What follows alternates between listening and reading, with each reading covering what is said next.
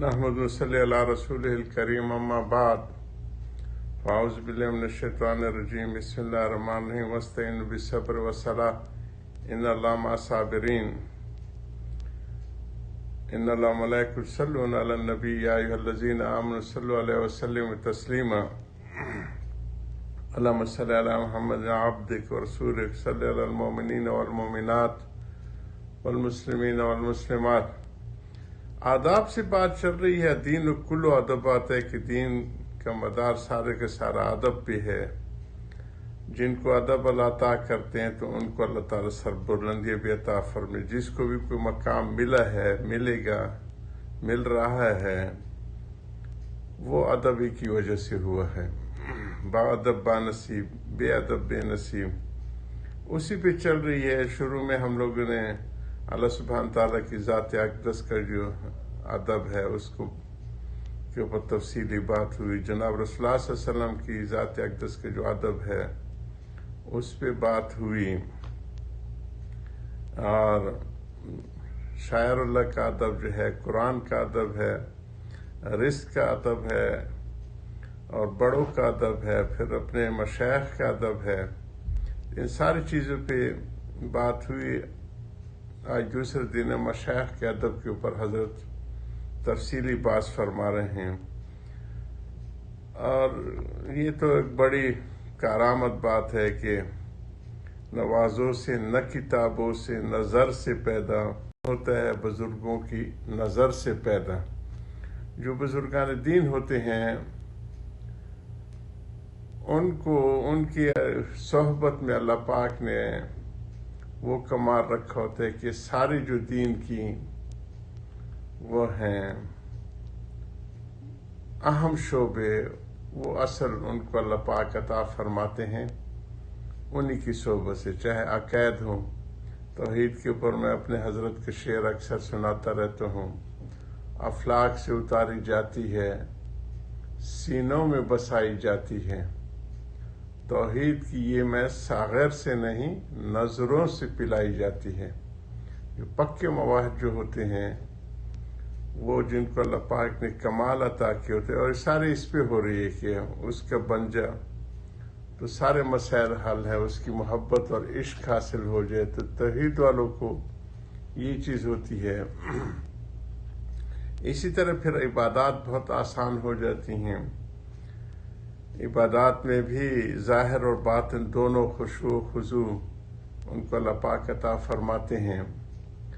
یہ چیزیں چل رہی ہیں انہی کی صحبت سے، اور قرآن میں بھی یہ نص ہے جی، یا ایھا الذین آمنوا اتقوا اللہ وکونوا مع الصادقین، کہ اگر تقوی کے تم طالب ایمان والے، خطاب ان کا ہے کہ تقوی اختیار کرو، تو پھر اگلا سوال ہوتا ہے کیسے آئے گا؟ کونوا مع الصادقین، جو پختہ دیندار بندے ہیں، سیزن قسم کے، ان کی صحبت اختیار کرو، ان کے ساتھ ہو جاؤ۔ تو اس کی تفصیل حضرت فرما رہے ہیں۔ مشائخ اپنے ساتھ طالب کی محبت کرنے کی بلا وجہ طالب نہیں، کوئی وجہ نہیں ہے کہ وہ طالب علموں کو بار بار اس کا درس دیتے ہیں، بلکہ اس لیے طالب ہے کہ اصل مطلوب کے حصول میں محبت شیخ کو دخل ہے۔ یہ جو چاہے توحید ہو، چاہے عبادات ہو، چاہے معاملات ہو، معاشرت ہو، حسن خلق وغیرہ، اور اصلاح نفس ہوتے، اس میں محبت شیخ کو دخل ہے۔ تو جب استاد اور پیر اور والدین کی سختی کو شاگرد، مرید اور اولاد کے حق میں رحمت مانا جاتا ہے، کیونکہ ان کا مقصود اصلاح ہے، تو حق تعالیٰ کی طرف سے ایسے واقعات کو رحمت کیوں نہیں مانا جاتا؟ جب کوئی چیز آ جائے تو اس میں گھبرائے نہیں۔ جب استاد اور شیخ کی جو سمجھدار بچے ہوتے ہیں، اچھے نصیبوں والا، تو ان کی سختی کو رحمت مانتے ہیں، تو اللہ سبحانہ تعالیٰ کی طرف سے اگر کوئی واقعہ طبیعت کے خلاف پیش آ جائے تو اس کو رحمت کیوں نہ مانا جائے؟ الغرض حق تعالیٰ کی بڑی رحمت ہے کہ مشتاق اختیاریہ وغیرہ غیر اختیاریہ، یہ دونوں پر ثواب کی بشارت ہے کہ جو مشکل حالات چاہے موسمی حساب سے ہوں چاہے انسان کی بس میں نہ ہوں، وہ اور جو اختیاری ہے جیسے روزہ نماز وغیرہ میں مشقت اٹھانی پڑتی ہے، تو اس پر ثواب کی بشارت ہے کہ ان دونوں پہ صبر کرنے والوں کو اللہ تعالیٰ اجر بے حساب عطا فرماتے ہو۔ ان اللہ مع الصابرین، اس کی معیت حاصل ہوتی ہے، اور بشارت بھی بلا واسطہ نہیں بلکہ حضور صلی اللہ علیہ وسلم کے واسطے سے بشارت دلوائی ہے۔ یہ صادق و امین جو رسول اللہ صلی اللہ علیہ وسلم ہے، ان کی زبان مبارک سے خوشخبری سنائی گئی ہے، اور بشارت بھی گو بظاہر بشارت بلا واسطہ کو ترجیح معلوم ہوتی ہے،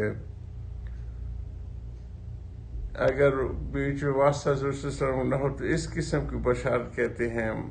وہ چونکہ بعض مقامات پر اسی وجہ سے بشارت بلا واسطہ بھی وارد ہے کہ جو اللہ سبحانہ وتعالی ڈائریکٹ ہمیں وہ سنائے تو وہ بھی وارد ہے، مگر عام قاعدہ یہ ہے کہ سلطان عظیم الشان کی بشارت بلا واسطہ سے ہیبت میں اضافہ ہو کر حواس گم ہو جاتے ہیں اور بشارت کا لطف حاصل نہیں ہوتا۔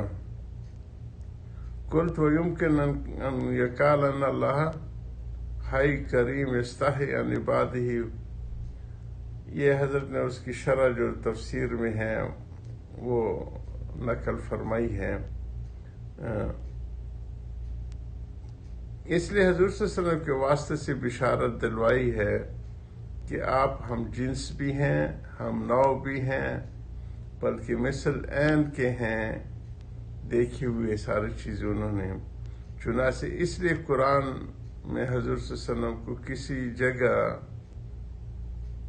تو منہم فرمایا ہے، کسی جگہ مثلکم فرمایا ہے کہ تم میں سے ہے اور تمہاری طرح ہے، کسی جگہ من انفسکم، اور ظاہر ہے کہ نفس شے کے ایک ہی معنی ہیں تینوں کے، کہ تمہاری جماعت میں سے، تمہارے صنف میں سے، تمہاری طرح ہے، اور اس کا معنی کا مصداق آپ میں یہ ہے کہ آپ مسلمانوں کو جان سے زیادہ محبوب ہیں۔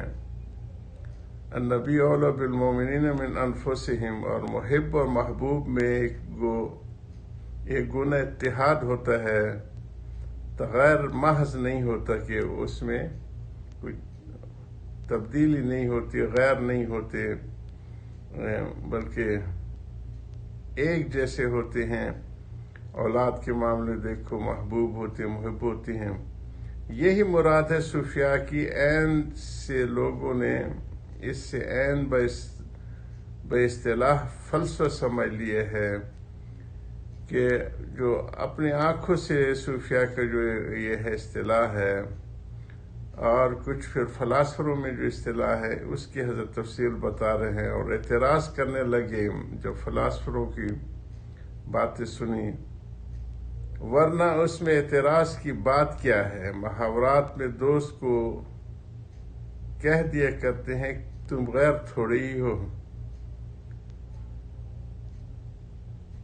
اور جب غیر نہ ہوا تو عین ہو گیا کہ تم جیسے میں ہوں ایسے تم ہو۔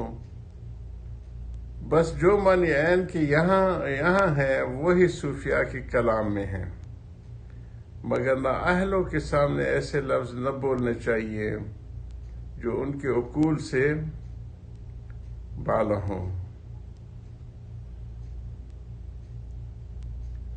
کلم الناس علی قدر عقولہم، لوگوں سے ان کے فہم کے مطابق بات کیا کرو۔ غرض اللہ تعالیٰ نے اس بشارت میں بھی ہمارے جذبات کی رعایت فرمائی ہے، چونکہ بشارت بلا واسطہ سے بوجہ غایت عظمت حق تعالیٰ کی حیت کا غلبہ ہو جاتا ہے اور بشارت کا پورا لطف نہ آتا۔ اس لیے اللہ تعالیٰ نے بواسطہ بشارت دلوائی حضور صلی اللہ علیہ وسلم کی۔ اسی کو جاری رکھیں گے، حضور صلی اللہ علیہ وسلم کی ان باتوں کو اللہ ہمیں سمجھنے کی، سمجھانے کی توفیق عطا فرمائے، عمل کی توفیق عطا فرمائے۔ وآخر دعوانا الحمدللہ رب العالمین۔